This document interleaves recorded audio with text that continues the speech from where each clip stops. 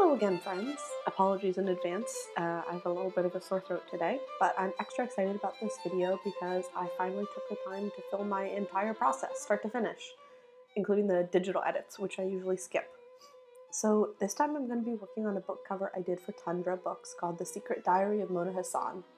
It's a middle grade coming of age novel that's written through diary entries of an 11-year-old Muslim girl living in Dubai and her family's eventual immigration to Canada.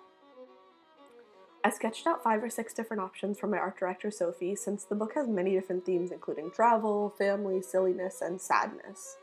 Each of these concepts centers around a different one of these tones. We have everything from Mona and her sisters arguing to Mona laying in bed reading happily. It's the art director and marketing team's job to decide what tone the book they want to highlight. We ended up choosing the one of Mona hiding behind her diary as portraits of her family look down behind her, capturing that feeling that most middle school kids know of never being able to get a moment's peace. If we had selected the one of Mona in a chicken costume, or the one of Mona leaning dreamily at the balcony, it would have sent an entirely different message to potential readers about what the book is about. Picking the right cover for the book is not just about what looks the best, it's also about what will sell the book to the right audience, what current trends are in book covers and typography, and even what colors will stand out on the shelf. So with our concept selected, we went through several rounds of edits before I started painting. My art director giving me notes like, have her look more suspicious and less angry, or why don't we try drawing her little sister in the portrait at the background? This kind of feedback from someone other than yourself is so valuable in helping you get out of your own head and improve your piece. Next comes the painting. I'm using whole bean acrylic gouache here, which is my favorite traditional medium. All those little brush strokes and those little bits of motion are what give a traditionally painted piece its character. I also change the color I'm working with ever so slightly as I go, so there's some variation in the paint color and tone of a large area, like the book or the table. It took me a long time to find this style of working. I'm still not perfectly settled into it, but I used to paint with a lot more shadows and highlights, what you might call realistic lighting, and I just kept feeling unhappy with those pieces. But the more I simplified and worked in just shapes and colors, the more I liked my pieces. So now simplifying is second nature. But a new problem has come up, which is that sometimes I feel like my pieces lack detail. Now, rendering and detail are two totally different things. Rendering is all about shading, light and dark, making things look three-dimensional, while detail is just about, adding detail. Large and small objects, patterns, mark making. But what they have in common is that they both take a lot of time. And I think that when I stopped rendering in my artwork, I accidentally sacrificed detail as well.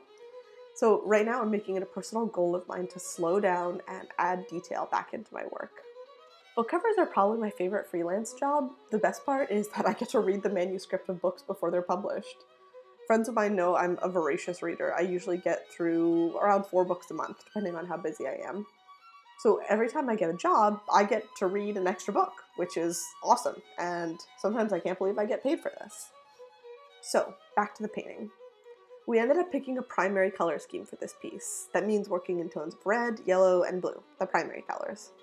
This is actually not a palette I often work in. I usually pick contrasting colors like yellow and purple or green and red, but the primaries worked really well for this bright and silly tone of the book. To add more interest, I went over some areas, like the book and Mona's hands, with a multicolored outline. It's a technique I first saw done by the amazing artist Matt Forsyth, and I've played around with it ever since. It adds this beautiful sort of rainbow effect without making the overall color palette too busy. Our main character, Mona, is done in tones of warm brown, red, and yellow, while I kept the whole background painted in a blue monotone, only varying how dark or light the blue was. This was so that the busyness of the photos behind Mona don't compete with the main character and the title, which we're going to have to put in later.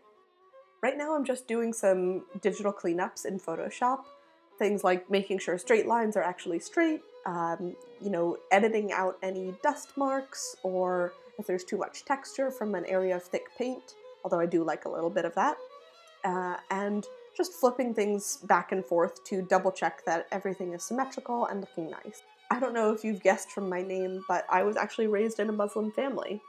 This is definitely a book I wish I'd had growing up. I was the only Muslim girl in my school, and even though I don't practice Islam anymore, The culture is still a huge part of my life and my upbringing. I'm really glad more stories like this are being told, and I was really grateful to be part in telling Mona's story. Thanks for watching!